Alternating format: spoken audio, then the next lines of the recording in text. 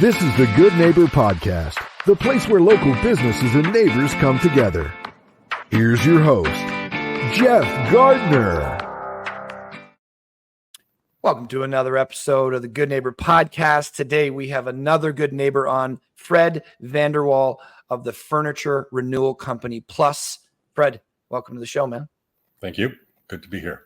Yeah, happy to have you. The audience doesn't know that this is our third attempt. We've tried to make it happen. So 3 strikes and we're out, or they say, or what is it? Third time's a charm. That's what we're going to go with. So we're going to have a good talk today. I'm looking forward to it. Fred, let's start from the top. What is Furniture Renewal Company Plus? Furniture Renewal Company Plus deals with renewing furniture, repurposing furniture, rejuvenating an old piece of furniture that's maybe been a little tired or overused. The plus side is other artistic endeavors that I'm doing currently. And that could be anything from epoxy work to painting, murals, this sort of thing. It's all encompassing. And I'm told I'm a bit of an artist, so I'll go, beat my own drum there. Yeah, no, let's do it. Confidence is a great thing. And if people are telling you that you got something good, then you probably got something good. So let's plant a few seeds in some people's minds here, because I've never repurposed furniture. I don't like to make any assumptions. When you say that, I think I have a pretty good idea of what it is, but maybe some audience members don't. So why don't you give us 1 or 2 examples of the furniture renewal side, and we'll get into the plus side after that. That side of it is basically when someone has a piece of furniture that it's kind of tired looking, but they want to give it new life. And I deal with a lot of pieces that are mid-century modern. They like the look of it, but it needs to be upgraded. If you put it into perspective of, say, a person who's got a car and it likes the looks of the 1956 model or whatever, but it's got the electronics that doesn't have work anymore. It's in other words, a resto mod, as they called it. They upgrade the vehicle, but they like the looks of it. So to give it all new components and everything else. So this is what I do with furniture. They like the model of it. They like the look of it, but it needs to be upgraded a little bit. And that's what I do. So even the fabrics, like if it's leather, if it's cloth, if it's wood, any of that stuff. I'm dealing mostly with wood. I'm not much of an upholsterer, and I will send it out if someone needs to have the upholstery done. But generally speaking, I don't do upholstery. A lot of times I just do bureaus, a chest of drawers, tables, dining room tables. I've just completed one. It's about 130, 140-year-old dining room table. Wow. It was beat. Honest to God, it was beat. And the kids got at it, and it was just destroyed. I put it back to as best of original condition as possible, and the client is absolutely thrilled by it. And I'm currently working on another one. It's about 100 and change as well. There's parts missing, but it's pretty intricate, little intricate carvings and stuff like this that I need to clean up. The client wants it cleaned up and then redone to a darker color.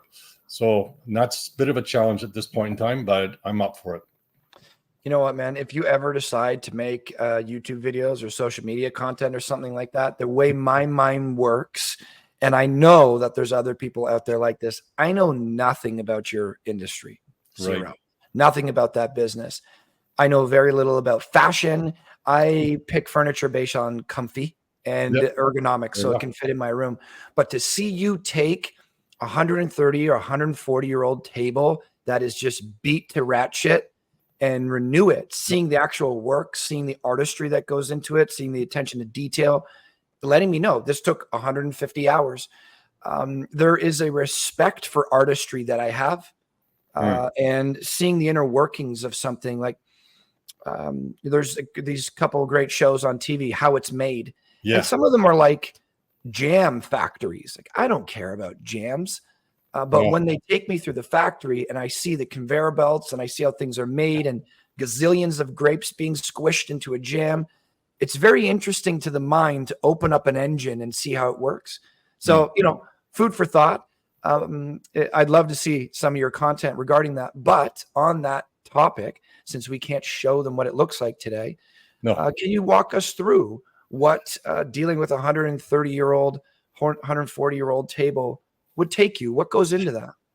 Well, I look at it for strength, first of all, and stability. It has to be worthwhile. I've often said, I have said to some clients, I've said, you know what, it's not worth it for me for me to try and make this look like it was brand new. Can't do it. It's just too much damage. And I've done this with chairs. People want you, can you fix this chair so it looks like it was when I bought it? No, I can't. It's broken. I can't do that. And I won't. And no sense in trying it. And you know, the client will say, well, gosh, it does look like the way I thought it was going to look. No, it's not. But some, you know, if they insist, well, okay, but I give them an understanding. This is what you're going to get because this is what I have to do it. And it either works or it doesn't work. And, you know, I have to let it go one way or the other.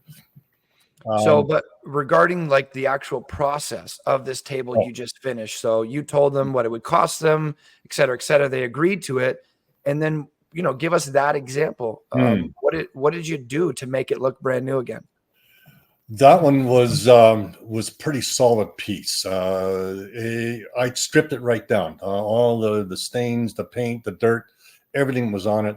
So that's with a sander, like you strip it right down. No, I use chemical what do you call strippers, which are biodegradable. I mean, they don't sell stuff. Well, they do, but I don't like to use them. And it requires a little more work to clean it up. But once that's happened, strip all the old paint and varnish and dirt off of it, neutralize it with just water and soap, and then let it dry out, and then apply a stain of the choice of the client's color, whatever they want, and then apply the stain. Several coats of it, and then a finish that's a hard finish, like a urethane. And that's more durable than water-based. I don't like to use water-based stains. I know people like to use that, but I don't find them as durable. Yeah, and there you go. And it's done. The grain comes up beautifully. It's stained nicely. It's close to the original color as possible, but it's fresh. It looks really good.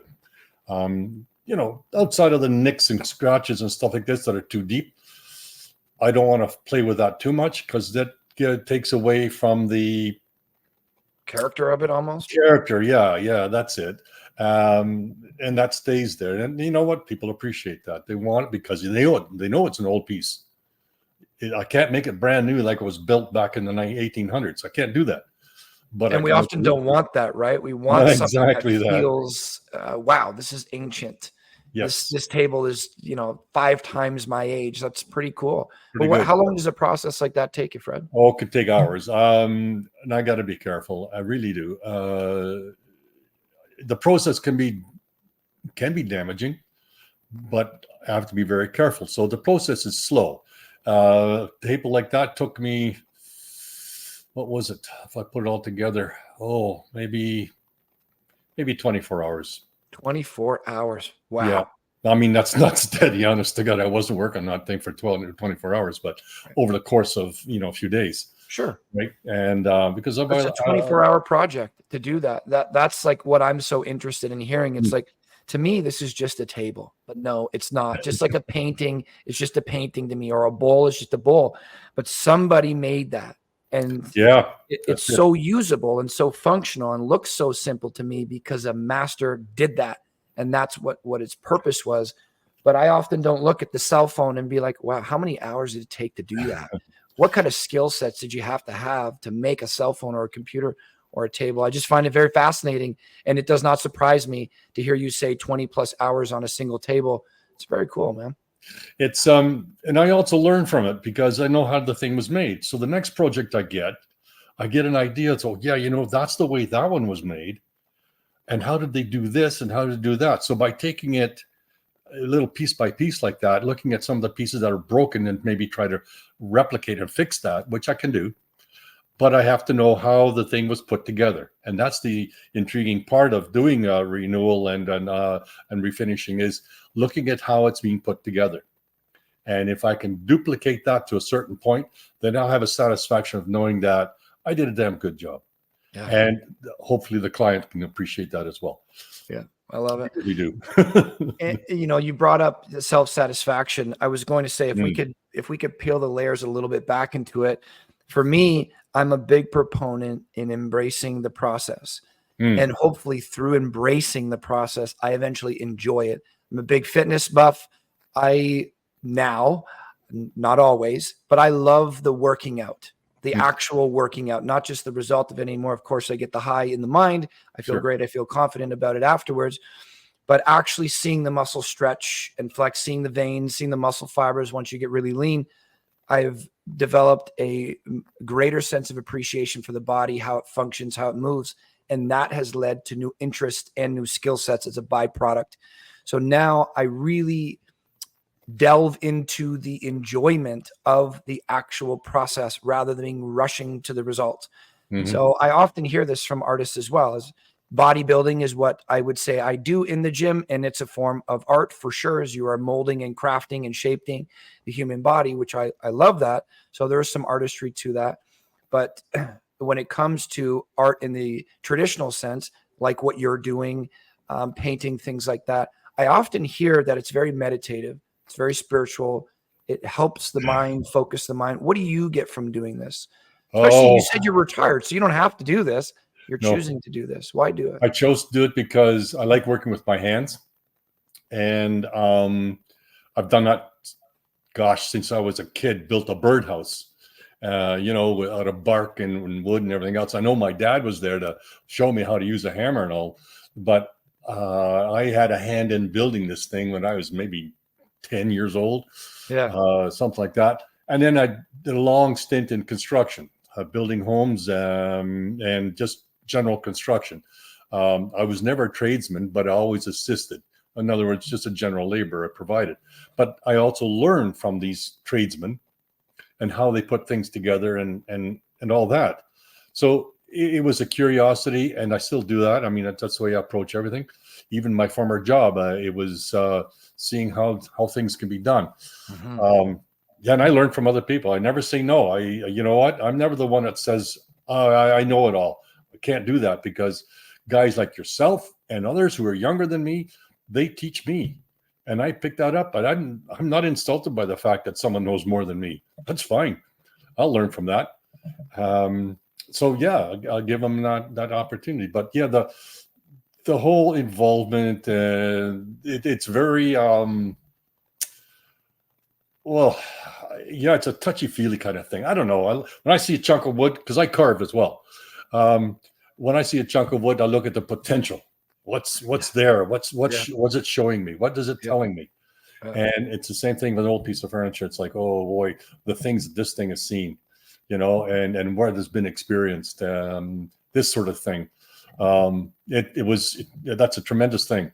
I get frustrated, believe me, some things I just can't do because, oh God, it just gets so pissed. But walk away from it for a while, sure, and then look at it again. It's a really good feeling. But also it's worth a few bucks. So hey, why not? Right. There's so many ways we can make money, though. Some people are really doing things that they just enjoy. Like people will say, I would be doing this if I didn't get paid.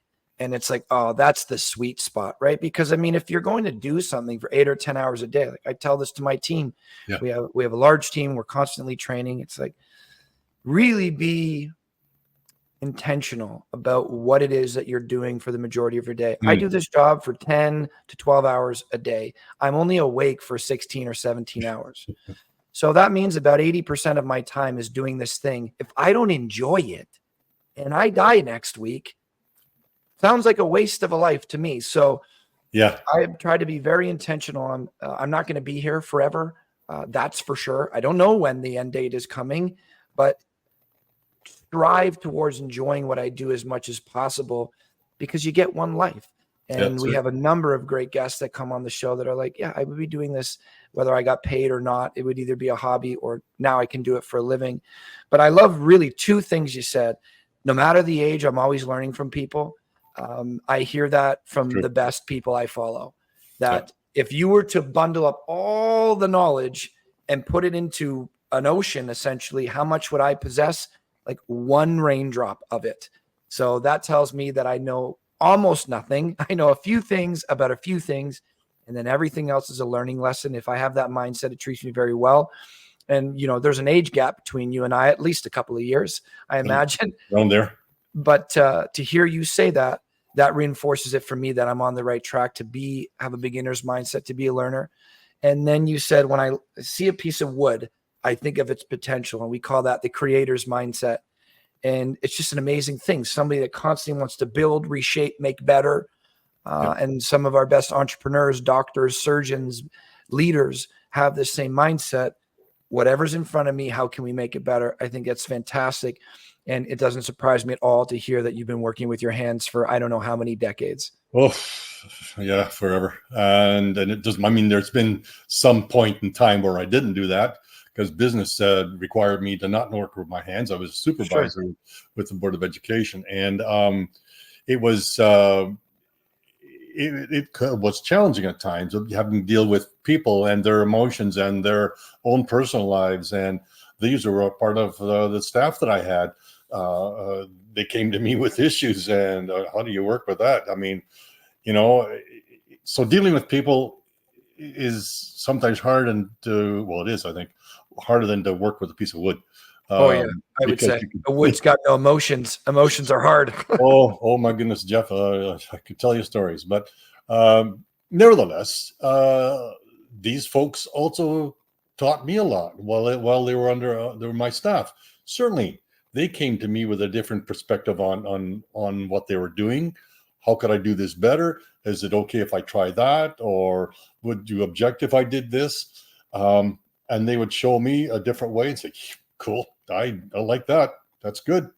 And as long as at the end, they were happy with it and that they are also involved in the process. And that's the whole thing, to get my staff involved and take ownership of what their duties were. I try to encourage them to do that. There are times, of course, when I said, no, we aren't doing that. But you have to do that. That's just part of the job it was. Yeah, I think that's a valuable point. We definitely try to adapt that philosophy in-house, that we're all on the same ship.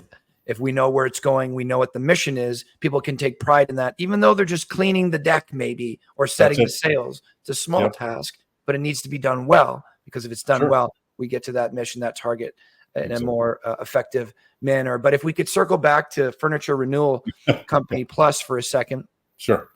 Quickly, because we have a few more things to talk about. Can you give us a couple examples of the plus for the audience to be like, what can I bring to Fred? What can't I? Oh, the plus is my own creativity. I do murals, artworks, and I experiment with different materials, different processes. I wish I could show, maybe one day I can do this. I have a whole portfolio of artworks that I've done, especially in epoxy and painting, different techniques in painting, doing murals, doing wall hangings, this sort of thing, which I find is tremendously satisfying. It allows me to create a little more, be more expensive in my outlook on things, or expressive rather. So that the plus is, can I make, if someone comes to me for a request, so I like, can you do something with this stick of wood? I mean, it's custom though. They can come to you like a tattoo artist and say, here's what I got in my head. Can you bring it into realization? Exactly. I make canes, walking sticks, that are different kind of, God, I don't know, I can tell you they're kind of bizarre. Sure. I have one that has a dragon's head on it. And I'm not done with it yet. There's still a lot of enhancements that I have to make. But I've done these, and I've done these little walking sticks that are just so delicate, but there's a tough piece of wood that you could take it to the woods and you could probably club a squirrel with it. Not that that's any good. Right. Sometimes I feel like it would be good. But it's durability and a bit of artistic side to it. I think that's a satisfaction for me. And one day I will bring these things up. My son and I are working on a website where I can put all this stuff on display and say, look, this is what I do. I use Facebook Marketplace for all of my stuff. And I have another email address that people can get a hold of me, which maybe I'll give it to you after the show or whatever. We'll put it at the end of the show for people to get in touch with you. Sure. If you got that on your website, on your social media, a great way for me to be like, I know I want something, but I don't have an idea. Go look at Yeah, his portfolio. Oh, boom, boom, boom. Like the first that's time I it. ever got the second tattoo that I got, I don't know if it's a good reason or bad reason. It seemed like a stupid reason to me. I just wanted a tattoo. I Sure. didn't know what I wanted though. All the other tattoos, I knew exactly what I want, why I wanted it. This one, and it's the only one I regret, but still the concept is the same. I just wanted another tattoo. So I just went and looked at the guy's portfolio, and I took a couple of weeks and looked at a couple of things, eventually formulated the idea, got it, went through a shit ton of pain and not happy about it, but it planted the ideas to start giving me more ideas. So when I Sure. can look at your portfolio, a cane, a walking cane, I don't need one for, because I can't walk right, but there's walking sticks out there that I see people in my forest all the time. And rather Yeah. than some plastic something, you could Yep. have that, or maybe you could add your own little style to it by sending it your way. So there's not much you won't do with wood, essentially. Not much. I mean, some pieces are very difficult to do what I want it to do, and it won't cooperate. So I have to put it aside. That's no, it's not going to work with this piece. And right, well, I have an. You know what a burl is? Like a knot in a tree. Yes. Yeah. Okay, I've got a chunk of maple that's got this knot in it. I took it off because it was just about ready to fall off anyway.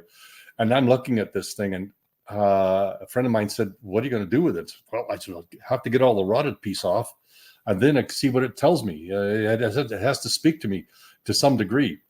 And using my epoxy background knowledge, whatever, I might just incorporate that somehow. So right now it's sitting there looking at me in my shop, and I'm thinking, one of these days, I'm going to get at you, and you're going to be really beautiful. So it's there, but it's there all the time. So it does spark creative thoughts. Yeah.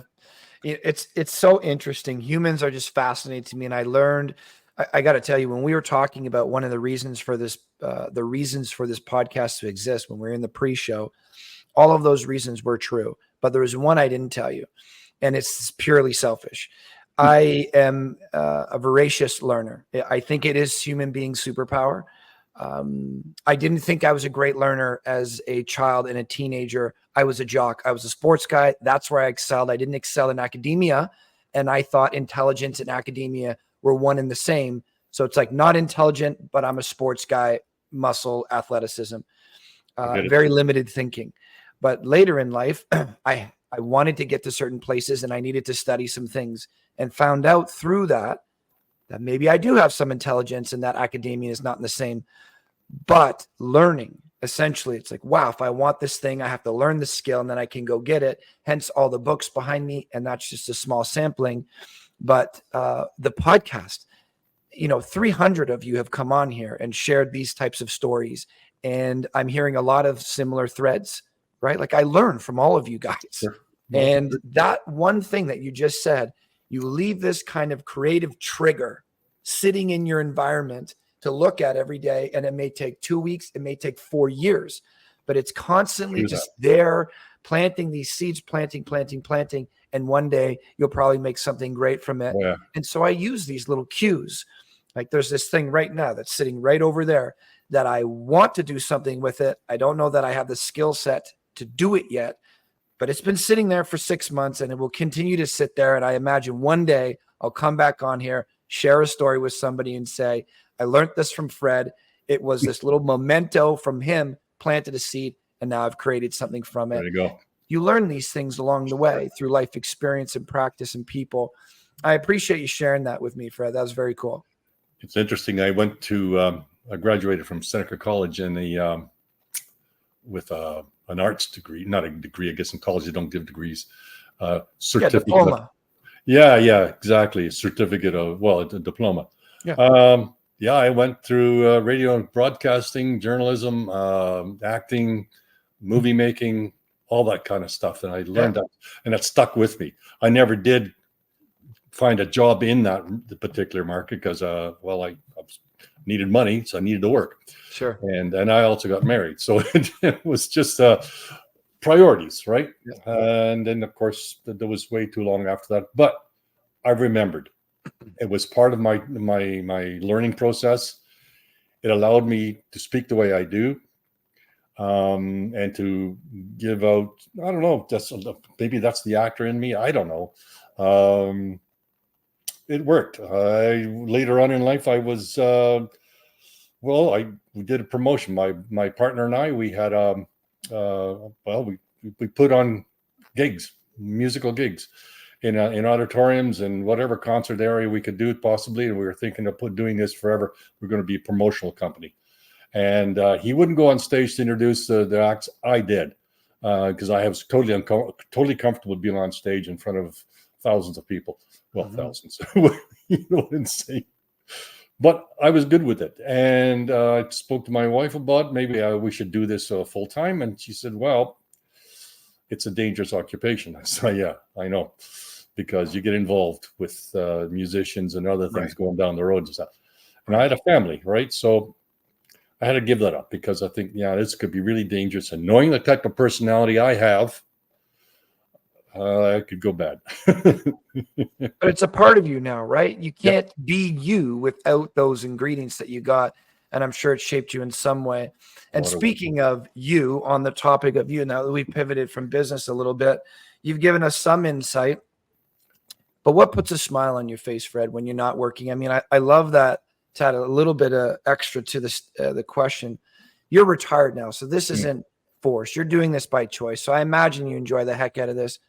But what puts a smile on your face? I'm thinking music. I'm thinking woodworking. Obviously, your wife, your family. What else you got going on, man? I ride motorcycle. Yeah, and you look like a guy who rides motorcycles. Totally. Was out with a couple of buddies of mine just 2 weeks ago, and we took a tour. Oh, gosh, Blue Mountain area. Yep. And then through Beaver Valley and all the back roads and whatever else, whatever the way the wind blew, really. That's what I do. I just take on the bike and just take off. Sometimes I make a goal and say, you know what, I'm going to do nothing but right-hand turns or left-hand turns, whichever way.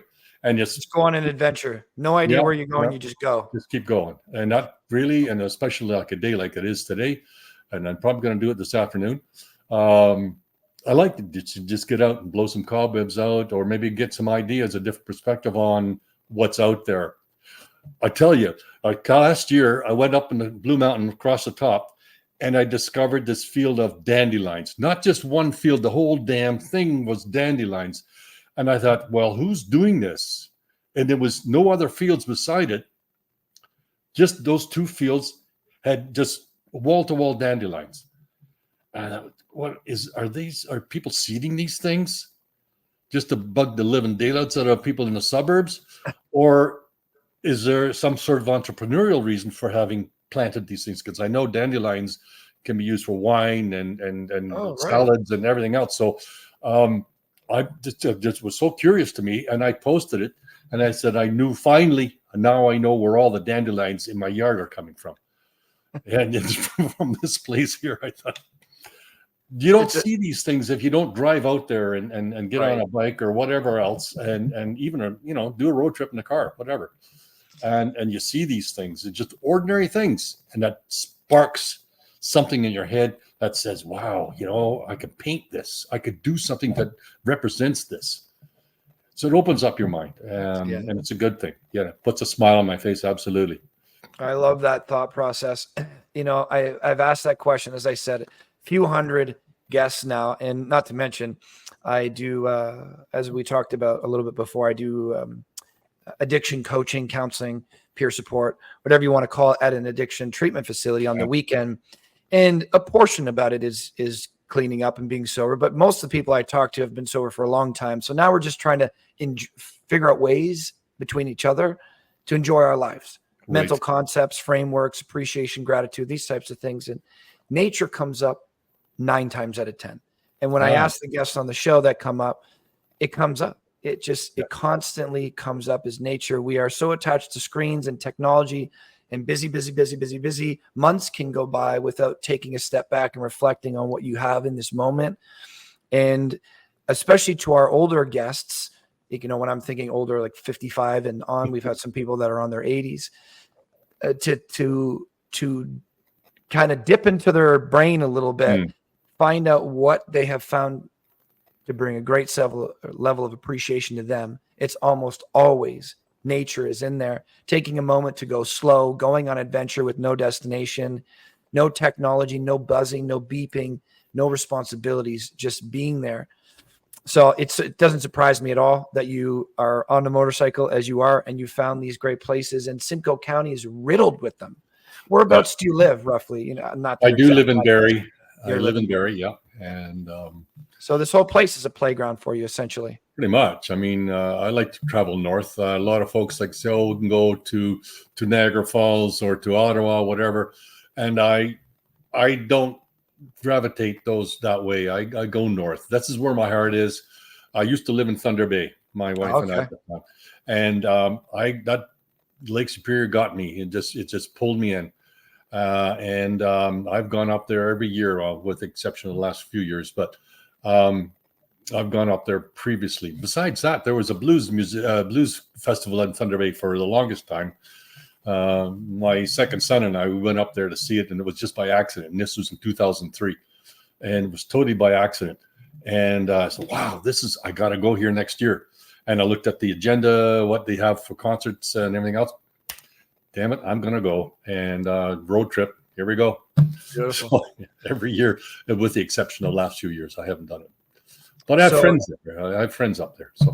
So you're a father, you're a husband, a creative artist, right? You like working with your hands. You like riding motorcycles. I imagine cruisers and not crotch rockets. Not crotch rockets. No. Nature, music, blues. Anything else we need to add to that list, man? I also write and read. I see those books in the background. Yeah. Well, that's just I've gotten rid of some of the stuff I don't read anymore. But yeah, basically, I do read. I'm currently reading one by Mark Carney, the former governor of Bank of Canada. He has a book called Values, and I'm just trying to get through that. It's pretty heavy. Yeah. That's awesome, man. Yeah.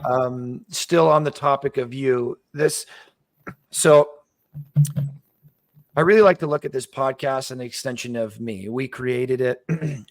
Is my vision. And so there's only a handful of things that I talk about in life. These are the things I'm interested in. So these are the things I talk about. It makes sense, right? And yes, we come on here to share and promote our businesses, but more so we come on here to connect and share ourselves with the local community so we can really enrich our lives in some way. And so there's a number of key topics, I think, that help us become better humans and connect in better ways. What do we do for a living and why? You know, is that our purpose, or is that just a way to make a paycheck? So we figure those things out. Who do we help in life? What problems do we solve, et cetera? And then what are some pleasures? What makes us happy? But also, what kind of challenges have we been through as human beings? I mean, the reason why I asked this question about hardships, trials, and tribulations is to not put people in uncomfortable positions, because we get joy out of that, seeing people in uncomfortable positions. I personally like talking about hard things because, again, it comes up in the addiction clinic all the time. It's one of our main ways to move forward, is that our human existence is ups and downs. There are no ups without downs. There are no downs without ups, like dark without light. You get one from the other. So I look at them as both equally valuable. I wouldn't have the pleasures in my life if I didn't have the downfalls and the failures. You need that. Right. It's balance. It's balance. Exactly it right there. So then I must appreciate the darkness if I want the light. And I found, for me personally, like I was talking to you in the pre-show, breaking both my legs. Most of the people who listen to the show would know that. The hardest moment of my life, for sure, took almost 5 years of just going into the depths of hell kind of thing is what I call it. But the most growth, the largest transformation came out of that in my life. So I could argue that the harder the difficulty I go through, whether chosen or not chosen, the more reward that could come from it if I choose. And therefore, for me, hard can equal very positive growth, or hardship can equal a large benefit. And that's the way I look at it, rather than hardship equals a burden, or hardship, woe is me, why me, I'm a victim, those types of things. It could be the harder the thing is, the more valuable and more skillful I have to become to get through this. And once I'm through it, I will still have those things. So we love to ask the guests that come on the show, any trials, tribulations, hardships that you've been through. I imagine there are some, because you are human, that when you went through them probably sucked, as hardships don't really feel good. breaking the legs and going through all that shit didn't feel good. Oh. But I wouldn't remove that ingredient from the recipe that has become me, because it's led me to enjoying my life as I do today. Anything that you can share with us, Fred? Well, I think, you're right about one thing. We all have hardships in our lives, and it gives us a chance to look at our own characters and how we rise above that. Certainly, I've had my issues, and to a point where you feel so low that you don't know how to get up anymore. You have to pull basically somewhere. You have to find some strength to do this. And I've always equated life as being in a hot air balloon, and you carry a lot of sandbags in there because, wow, you need them if you want to get down. But you can carry too many sandbags in your life that it just keeps on dragging you down, and you find yourself going down into a chasm of some kind, and that you don't want to get rid of those sandbags. My goodness, those are my securities. I can't get rid of it. But that's taking you down. It's taking you down so low that you may never get back up again. Well, get rid of some of those sandbags, and you'll find that you start to buoy up. You get up and get out of that chasm, and then you find out you're on a level sort of plane. But mountains do come up. But it allows you now to be able to get over those mountains because you've gotten rid of some of that weight. And certainly I went through some of that myself. And I realized that once I put it in that kind of perspective, that my life was a little bit better because I got rid of some of those sandbags. And yeah, things happened. But you know what? I was able to handle it because I've got rid of some of that stuff. So that's what's key in everyone's life, is that look at some of the things that have been taking you down or stopping you from growing, and assess it whether you really need it or not, and then get rid of it. It's not that hard, not that easy, but you really have to do this if you want to move forward. If you want to rise up above all those hardships, then you have to get rid of those things, whether it's an addiction of some kind or an emotional thing that's tying you down, or something that's sitting in your house and you're looking at it and I feel bad about the memories of that thing. Maybe you don't want to have that there anymore. Maybe you want to have it renewed. Right. So, give it another life, that's how I looked at it. And that certainly helped me through my life. And I get rid of things that just don't mean anything anymore. Get rid of it because it just takes you down. You don't need it. Yeah.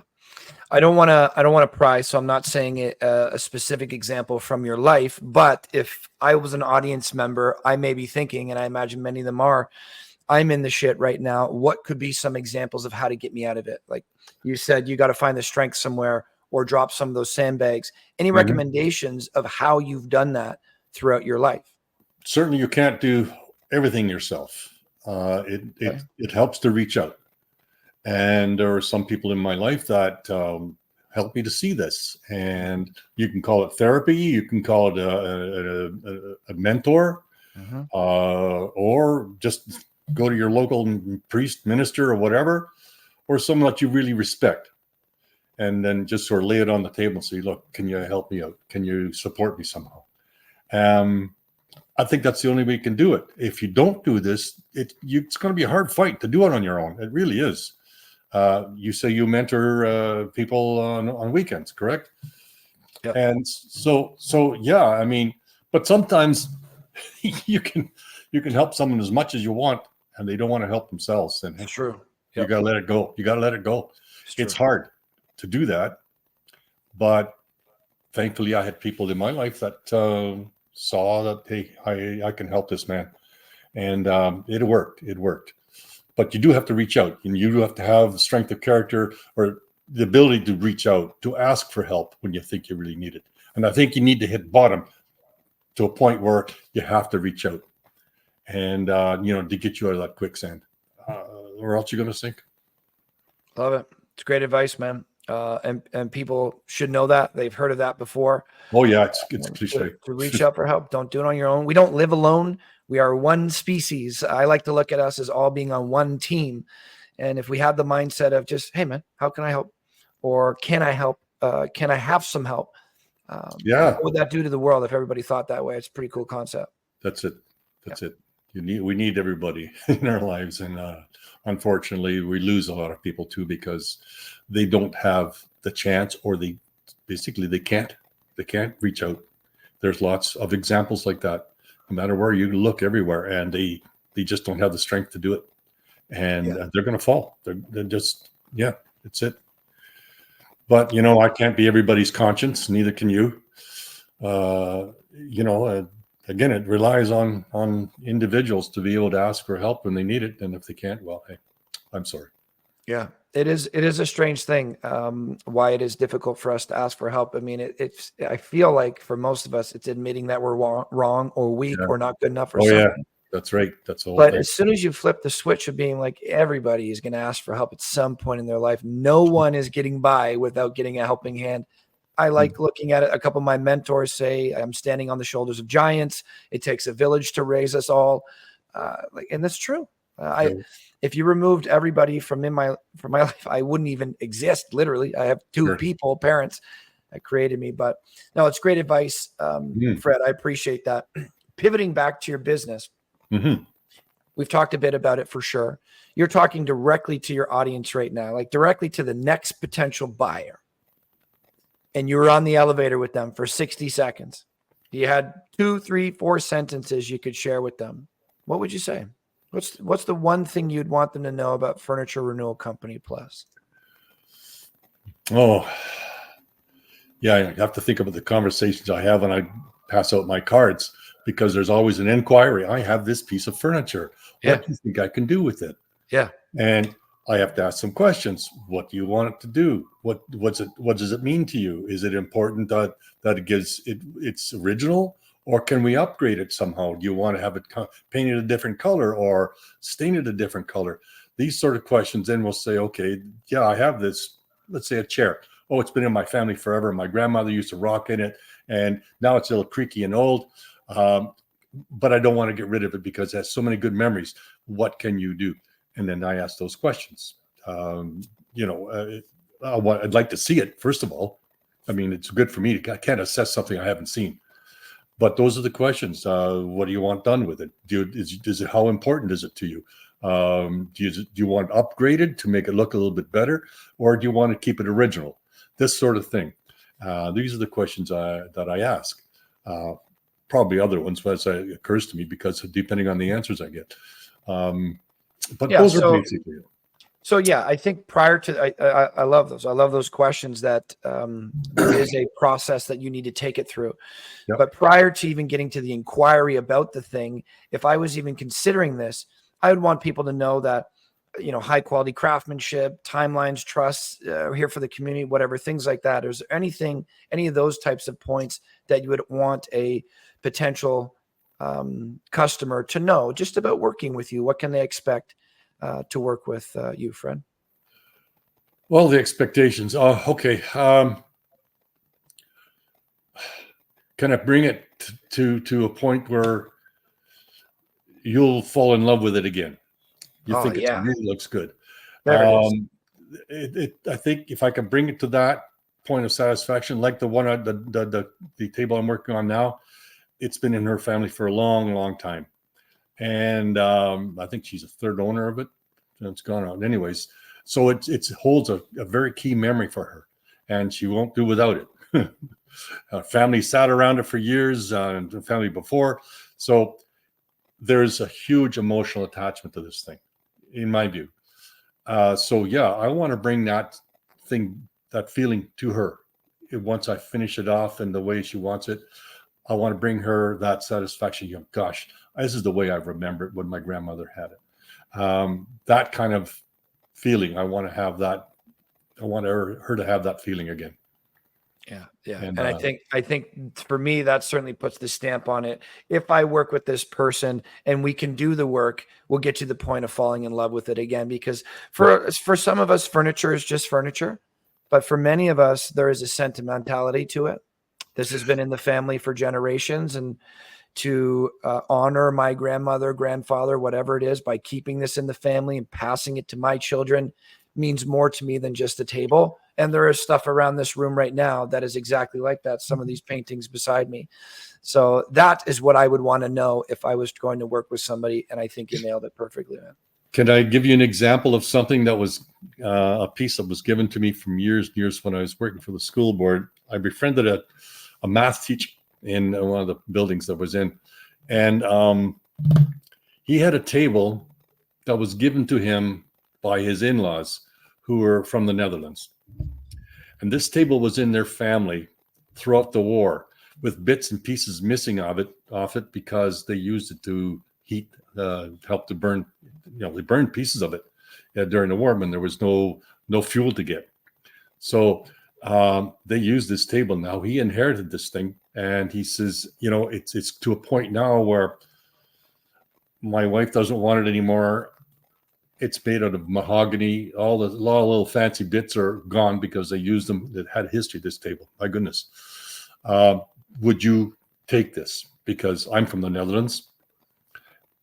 And so he thought it was a good thing for him to just pass it on to me as another Dutchman. And so we used it in the house as a desk, as a working desk. But the memories, what he told me about this table, stuck in my mind for so long. Unfortunately, it finally saw better days. So he had seen better days, and as we moved from one house to house, it got beat up a little bit, and it was beyond repair, and that's the end of it. But things do have a life, and after a while, that life goes. It's like anything else. I mean, it's a point where you can't revive that anymore. It's as simple as that. But it was a history that stuck in my mind, and I still remember it. And the man who owned it, his family, he is an artist, and I won't go his name, but he's a local artist and well known. But I felt honored that he would give this to me. Probably didn't want it anymore. So it's okay.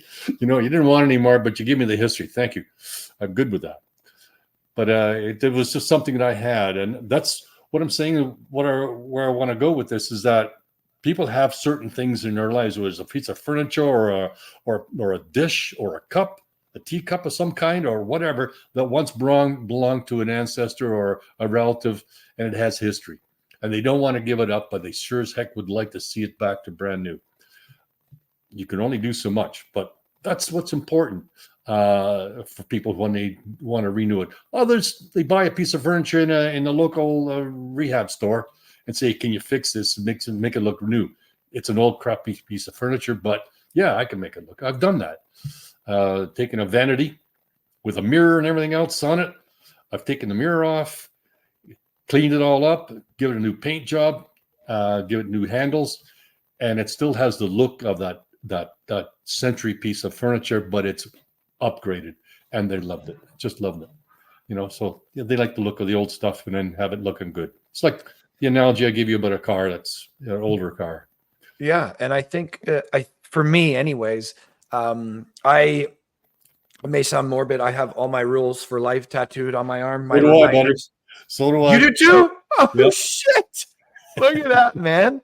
You're the first one. I've showed that to almost everybody who's come on, but that's the person I want to be. And hopefully I can materialize that in the world. But I think about the fragility of life often. It is my main motivator, knowing that my time is limited and I don't know when it will end. But to your pieces that you were just talking about, I think that is some of the beauty in it, knowing that everything has a life cycle and eventually it will move on to something else. It will be past the point of repair. So to appreciate while we have it, to take care of it, to maybe renew it through you for a time, maybe you can do it again, but eventually it will no longer exist. And that history will now stop with that table or maybe continue on with the stories. But there's many trinkets and things around our environment are not just the trinkets themselves. They come with a story, and that's the beauty in it and why I appreciate what you do and the artistry that goes into it. Final question for you, Fred, because we're wrapping up here. How can people get a hold of you, man? What's the best way to reach out to you? Oh, like I said, I'm working on a website, so I can't do that right now. Okay. Well, what would that website be called? Oh, it's going to be with a new Gmail account. It's called creativeworks@gmail.com. But that's creative with an 8 and works with a KX as opposed to KS. So for now, though, how can people get a hold of you? Well, through my Gmail account, I guess that's the best way at this point in time. They also have a Facebook page, so they could do that. The Facebook page is called what? Furniture Renewal Co. Plus? No, it's actually under my name. It's Fred Vanderwal, yeah. Fred Vanderwal. So if they type in Fred Vanderwal on Google or on Facebook, they'll find you. Yeah, just send me a message on Facebook, and I'll get it on messaging. I've sold stuff through Facebook Marketplace, and that's how people got a hold of me. Great. So, is there a phone number you want to share? Yeah, let's do that. I don't mind. It's 905-727-1946, the one that you had. Beautiful. Okay. Brad, it's been a pleasure, man. A lot of life advice. I love the artistry, the creative juices and passion that goes into your stuff, at least the way you've explained it. Yeah. A lot of philosophy in what we talked about today, which is my wheelhouse. I love that stuff, psychology. And you've just been a pleasure to speak with, man. It's been great. You as well. Thank you. Appreciate having you on the show. Until we talk again, man, you enjoy the rest of the day. Thank you. You too. Bye-bye. Thank you for listening to the Good Neighbor Podcast Midhurst. To nominate your favorite local businesses to be featured on the show, go to gnpmidhurst.com. That's gnpmidhurst.com or call 705-413-3775.